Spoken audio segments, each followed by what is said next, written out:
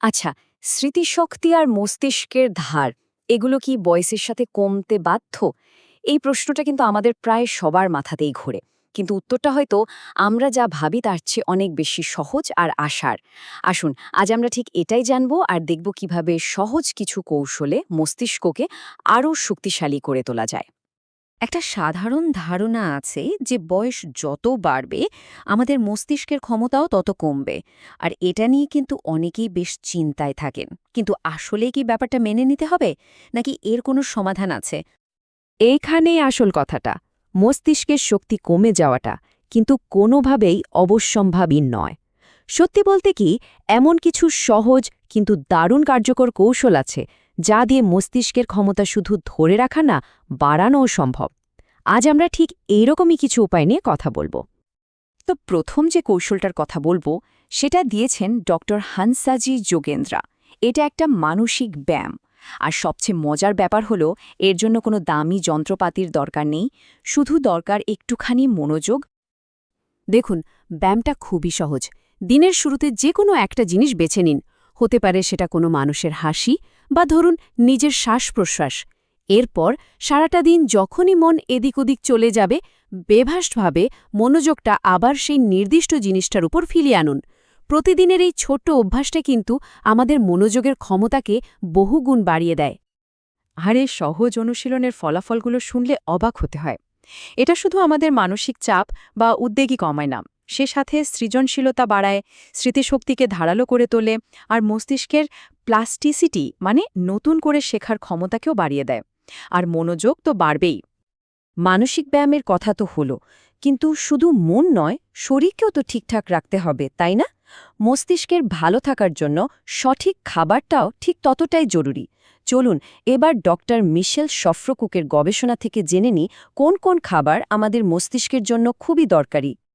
খাবারের তালিকায় প্রথমেই আসছে ব্লুবেরি। এই ছোট্ট ফলটা অ্যান্টিঅক্সিডেন্টে ভরপুর, যা আমাদের মস্তিষ্কের কোষগুলোকে ক্ষতির হাত থেকে বাঁচায়।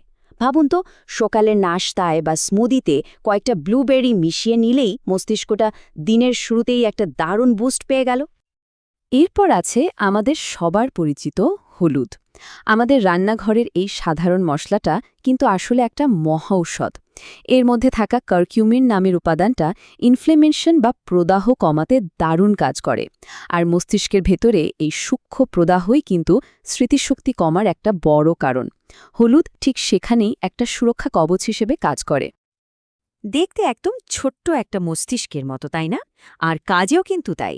আখরোট হলো ওমেগা-3 ফ্যাটি অ্যাসিডের একটা অসাধারণ উৎস। আমাদের মস্তিষ্কের একটা বড় অংশই কিন্তু ফ্যাট দিয়ে তৈরি, আর এই ওমেগা-3 সেই গঠনকে মজবুত রাখতে সাহায্য করে, যা স্মৃতিশক্তি বাড়ানোর জন্য অপরিহার্য।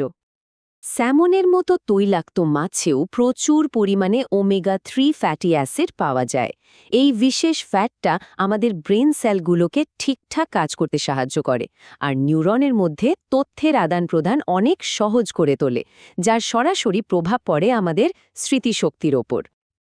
তো উপায় তো জানা গেল, কিন্তু শুরুটা কোত্থেকে করবেন?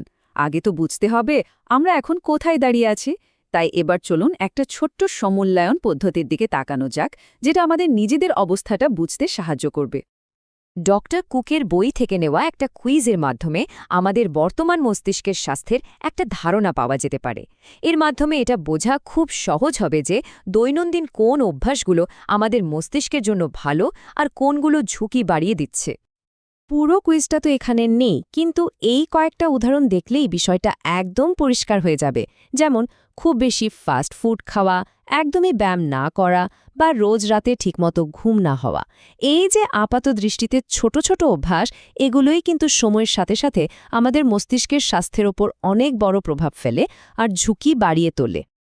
তাহলে এতক্ষণ যা যা জানলাম, মানে মানসিক অনুশীলন আর সঠিক পুষ্টি, এই দুটো প্রধান কৌশলকে একসাথে মিলিয়ে এবার একটা চূড়ান্ত সিদ্ধান্তে আসা যাক। আসল ব্যাপারটা হলো, এই দুটো পথ কিন্তু আলাদা নয়, বরং একে অপরের পরিপূরক। একটা যদি হয় মস্তিষ্কের সফটওয়্যার, মানে মনকে ধারালো করার অনুশীলন, তাহলে অন্যটা হলো হার্ডওয়্যার, মানে শরীরকে সঠিক জ্বালানি দেওয়া। একটা ছাড়া আরেকটা অসম্পূর্ণ, দুটোই সমানভাবে শক্তিশালী এবং জরুরি। তাহলে সবটা শোনার পর এবার ভাবার পালা। মস্তিষ্কের সুস্বাস্থ্য আর উন্নত স্মৃতিশক্তির এই যাত্রাপথে আজ থেকেই শুরু করার মতো সেই প্রথম ছোট পদক্ষেপটি কী হতে পারে? উত্তরটা কিন্তু আমাদের নিজেদের কাছেই আছে।